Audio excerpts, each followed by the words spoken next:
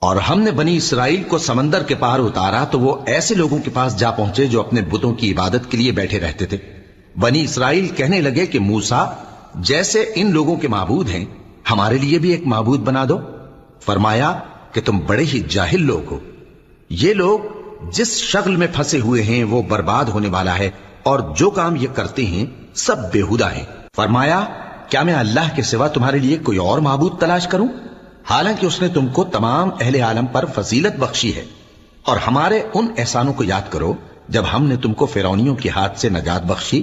وہ لوگ تم کو بڑا دکھ دیتے تھے، تمہارے بیٹوں کو تو قتل کر ڈالتے تھے اور بیٹیوں کو زندہ رہنے دیتے تھے، اور اس میں تمہارے پروردگار کی طرف سے بڑی آزمائش تھی۔ اور ہم نے موسیٰ سے 30 رات کی میعاد مقرر کی اور 10 راتیں اور ملا کر اسے پورا چلا کر دیا، تو اس کے پروردگار کی 40 رات کی میعاد پوری ہو گئی۔